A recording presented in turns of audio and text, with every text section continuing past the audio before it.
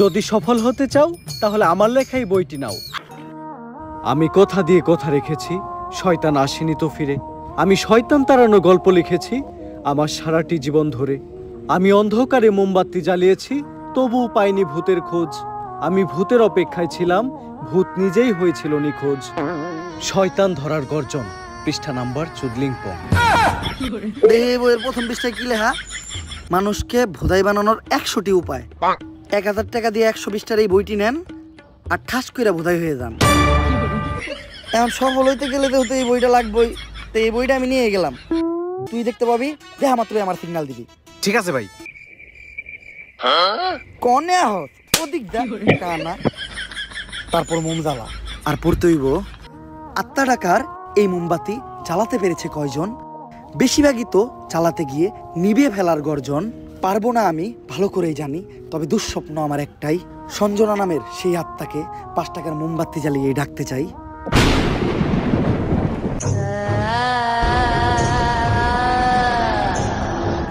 ওই দেখ তো কোন আত্মা টাত্মা আইছে নাকি?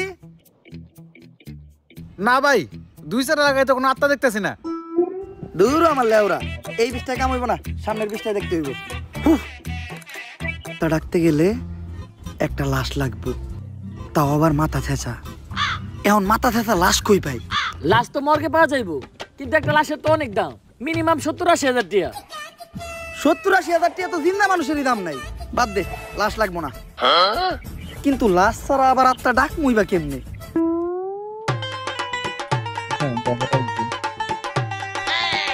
একটা হিট নিয়ে আয়।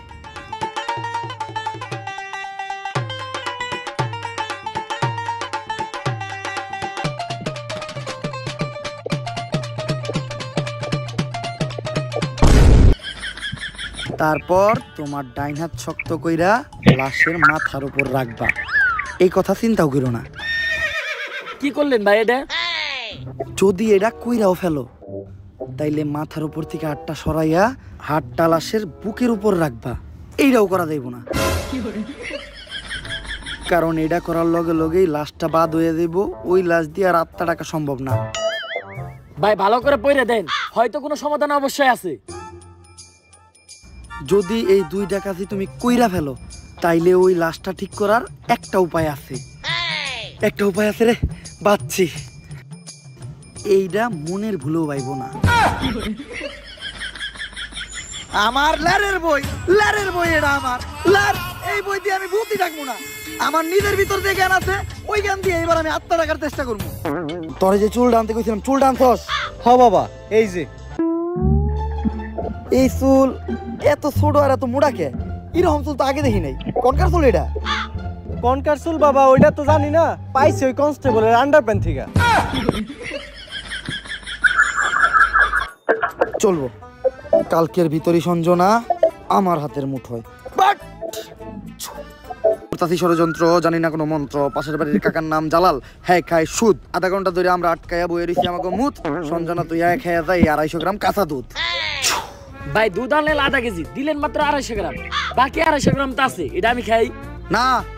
এই দুধ যদি কেউ খায় তাহলে অনর্থক হয়ে যাইব। এটা আমারে দে।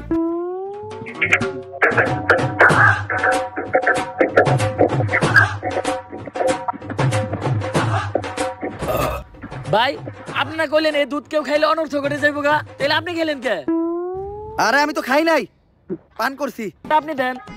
আরে রক্ত তো আমি দিতাম, কিন্তু আমার রক্তের গ্রুপের লগে সঞ্জনার রক্তের গ্রুপ মিলে না।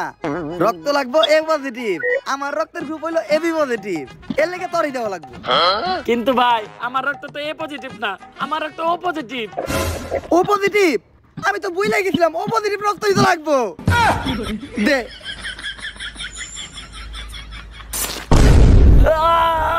ভাই আপনারা কেন এরকম আদারের বুদ্ধি আপনি কই থেকে পাইছেন?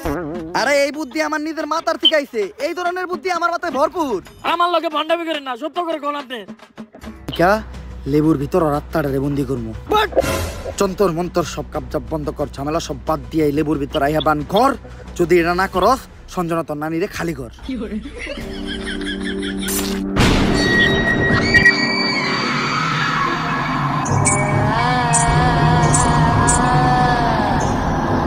তোমার জায়গায় তুমি ঠিক আছো, কিন্তু সবাই রে মারা কোনো সমাধান না।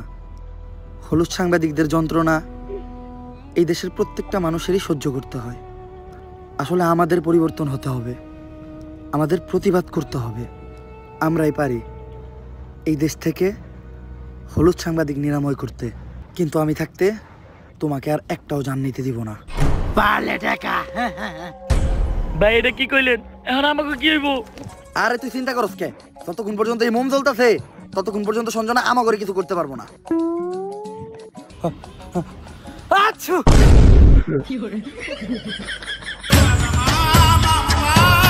ভাই এটা কি করলেন? মামলা নিবিয়ে লাইলেন।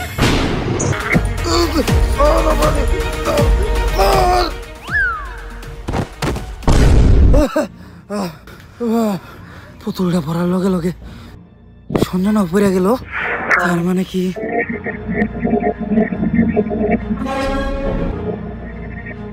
দুম দুম তাক তাক দুম দুম দুম দুম তাক তাক দুম।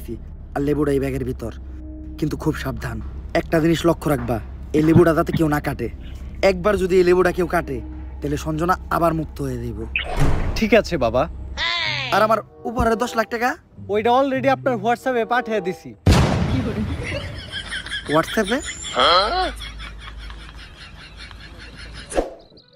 বউ বউ, এই ব্যাগটা খুব সাবধানে রাখবা, কেউ যেন হাত দিতে না পারে। আর যাও, আমার জন্য এক গ্লাস পানি নিয়ে এসো। আরে কতক্ষণ ধরে বসে আছি, পানি আনতে এত সময় লাগে? আরে আমি তো তোমার জন্য লেবুর শরবত বানিয়ে আনলাম। আমার লক্ষ্মী বউ।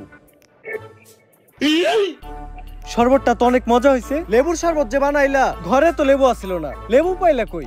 কেন, লেবু একটা তো তোমার ওই ব্যাগেই আছিল।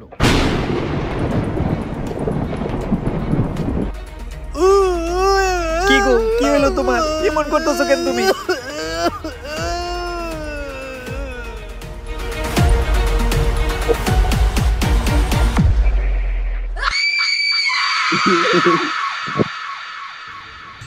ভাই সঞ্জনার কাহিনী তো শেষ করলেন, এখন আপনি কি করবেন? ভাবতাছি বই লিখবো একটা, পাবলিকরে ভোদাই বানানোর গর্জন। ব্যবসা খারাপ না, পাবলিক ভোদাই হতে চাইলে আমি বানাবো। পাবলিককে ভোদাই বানানোর এই উপায় পুরো দুনিয়াকে জানাবো। পাবলিক ঠিকই আমাকে বিশ্বাস করবে, ভাববে আমি থেকে যাব। কিন্তু না, তাদের পুং মারা শেষ হয়ে গেলে ঠিকই আমি পালাবো। পাবলিককে ভোদাই বানানোর গর্জন, পৃষ্ঠা নাম্বার 14 পং।